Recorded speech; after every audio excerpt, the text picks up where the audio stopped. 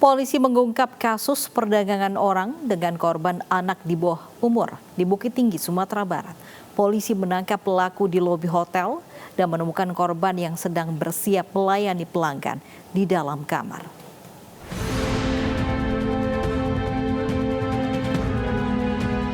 Polisi menggerebek sebuah hotel di Kota Bukit Tinggi, Sumatera Barat untuk mengungkap kasus tindak pidana perdagangan orang yang meresahkan warga.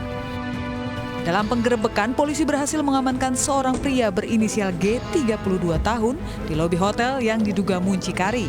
Sementara di dalam kamar hotel, polisi mendapati seorang wanita berinisial AA, 16 tahun, tengah bersiap melayani seorang pria hidung belang. Kepada polisi, AA mengaku telah menerima uang Rp400.000 dari muncikarinya sebagai upah untuk melayani pelanggan. Dari tangan tersangka, polisi mengamankan barang bukti uang tunai Rp800.000. Kepada polisi, tersangka mengaku menjual korban AA seharga Rp1,2 juta.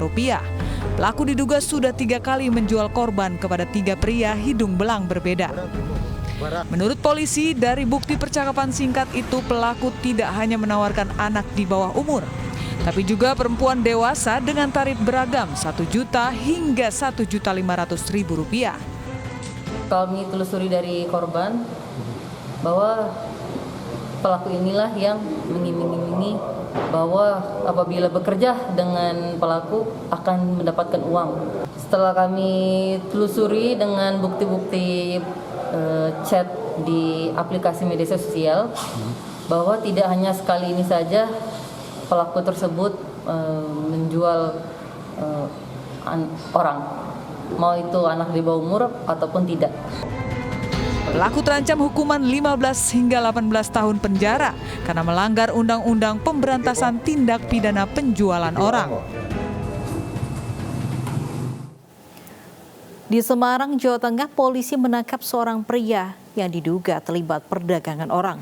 Pelaku memperdaya sejumlah wanita untuk dijadikan wanita penghibur yang ditawarkan secara online.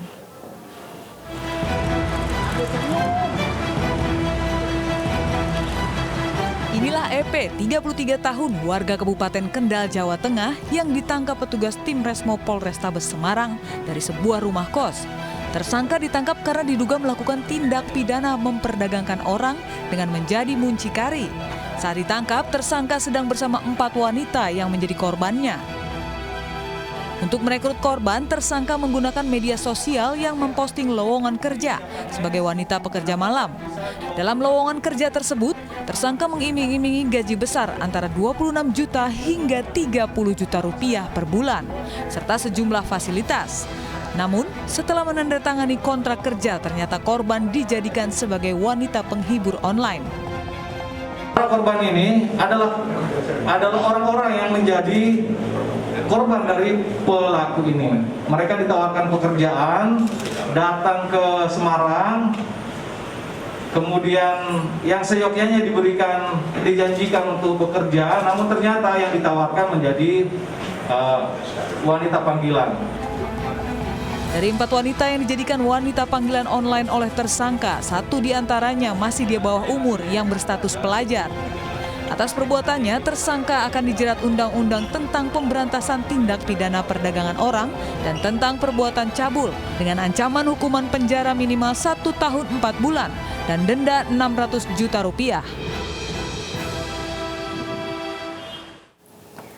Diduga sedang pesta seks, sejumlah pasangan tidak sah digerebek saat berkumpul dalam kamar kos di Bangkalan, Madura, Jawa Timur.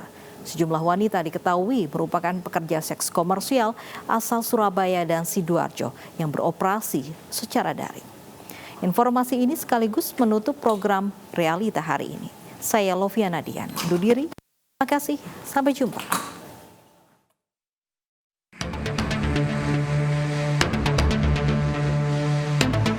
Sejumlah pekerja seks komersial ini tertangkap basah saat razia penyakit masyarakat yang digelar aparat Satuan Polisi Pamong Praja, Bangkalan, Jawa Timur. Dari hasil pemeriksaan, 11 dari 15 wanita yang diamankan diketahui merupakan PSK asal Surabaya dan Sidoarjo yang beroperasi secara daring.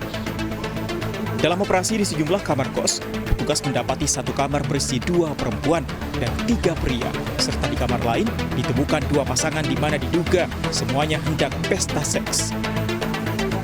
Semuanya itu bersifat COD. Jadi untuk PSK yang COD itu berasal dari Surabaya semua. Kebanyakan yang dari Sidoarjo, Waru, dan Surabaya, Tanah Merah, Surabaya.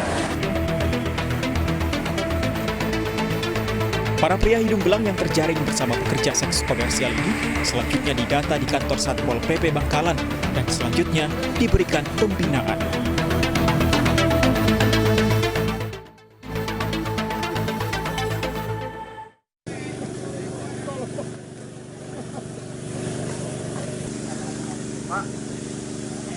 Tim SAR gabungan melaksanakan evakuasi korban longsor di sebuah ladang kopi di Kecamatan Wonosari, Kabupaten Malang, Jawa Timur, Senin pagi.